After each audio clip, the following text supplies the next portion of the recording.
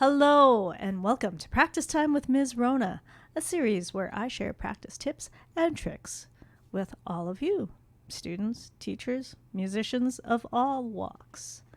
So, before we jump in, I'm just going to share do my due diligence. So, any of the sheet music that I'm sharing today and playing through, it's all falls under the fair dealings exemption because this is for educational purposes. Okay, so topic for today, which was supposed to be a topic for last week, but it was a bad migraine week. Sight reading or sight playing, to play something you have not practiced, you have not learnt. Anyone who's doing an exam, whether it's Royal Conservatory, Conservatory Canada, ABRSM, London College, or one of the other conservatories, this is a part of your exam. Now, in terms of real life musician skills, it comes in handy more often than you think.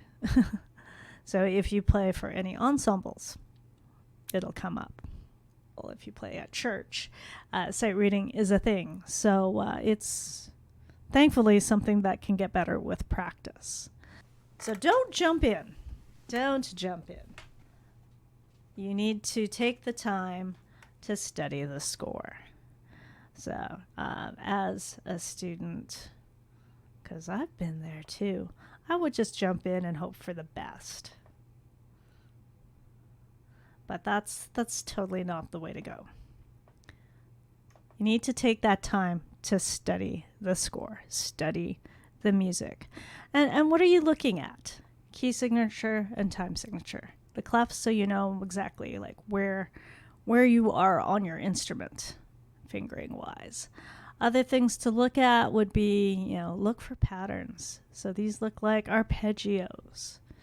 If you can, turn on the theory brain, you can analyze those chords. So really, in a whole sight reading situation, it's not about getting it perfect. It's not about getting it right. You haven't practiced it, so. Yeah, throw that out the window. I wish I was told that when I was taking lessons. You're just trying to get through it.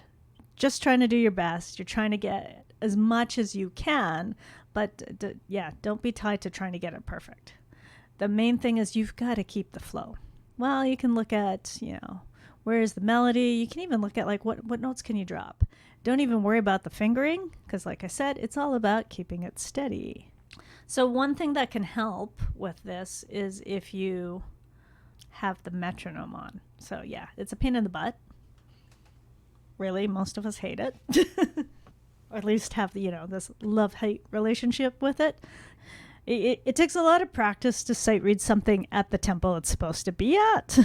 So yeah, start easy. Even start a few levels back from your playing. We're going to take a look at this. I am going to study the first two lines, which you have there. I'll put the link down below to this. It's available on the public domain library. I see that in the first bar, I'm in the tonic of F major. Second bar starts in that, and then I switch to B flat major, which is the subdominant, and then I go back to 1. And then I go to G, E. So that's like leading tone. Okay, and then to the dominant, and then back to the tonic, and then D minor, so submediant. Okay, I'm gonna bring it down to like 50. Da, da, da, da, da, da. Okay, so that's eighth notes. Okay, so we're going to do the slow but steady, and then I'll point out a few other points.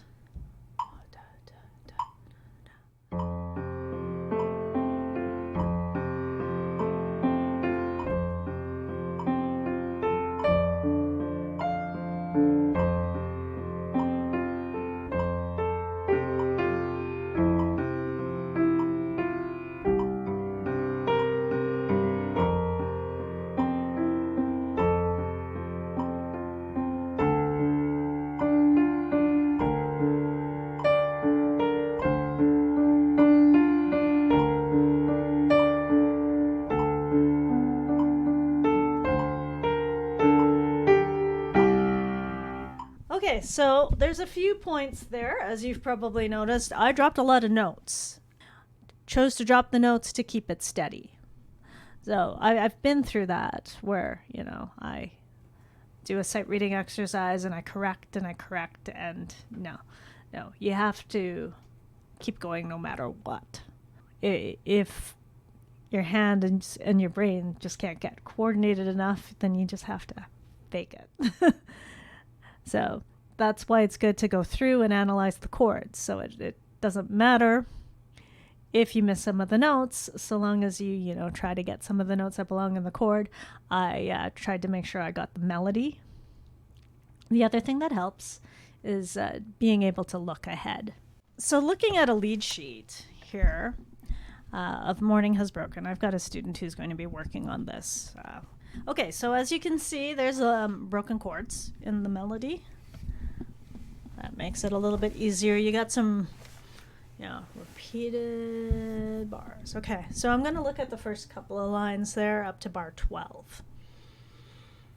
So one thing you can do when you're looking at this, and you can also do this with the, standard notation as well, is just run through the chords.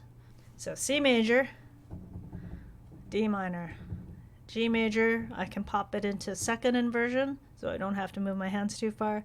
F major, I could go up that way, or why not just slide down? So it'll be also in second inversion, and then C major like that. E minor, I could slide up to do that, or I could just go boop, put it in second inversion. In that case, F major is next. I could go that way, or I could go that way. Possibilities. And then C major back to root position. G major, I could go that way, or I could go that way. So basically, I want to get my hands into position. And once I start playing the first bar, my eye should already be like 1 or 2 bars ahead. Now, I find that takes a lot of practice. And I haven't done it in a while, so I'm going to go like extra slow.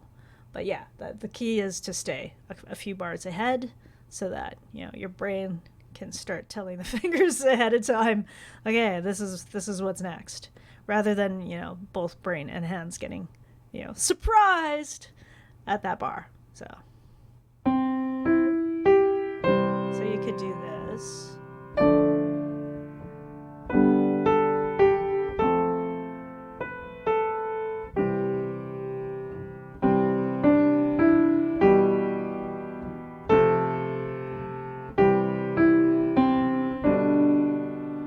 That's perfectly fine for sight reading something chord form, and you can do that, like I said, with standard notation. But yeah, I was trying to stay ahead. It kind of helps that I know how the melody goes and where the chord changes happen. That definitely does help. And that's it for sight reading. Tune in a couple weeks. The next practice time episode will be on chording, so doing a little bit more of what I just did there, and going through a bit of keyboard harmony. Very handy, especially with Christmas coming up. The likelihood of, Christmas gathering, being asked to play, and, you've run out of all the songs that you've had prepared, so now you got to sight read and chord. Those are 2 very useful skills. So that'll be next. And yeah, if this is your first time on the channel, check out the other videos. Be sure to check out the specials as well. There's lots of demos that are uploaded weekly. And if you'd like to find out when there's updates, do hit the, like, subscribe, notification bell, all that fun stuff. Add a comment down below. And if you'd like to support the channel with our ongoing efforts and to upgrade equipment, always an ongoing thing, please head to our Ko-fi page. The link is down below. Stay warm, have a great weekend, and catch you in the next video. Bye!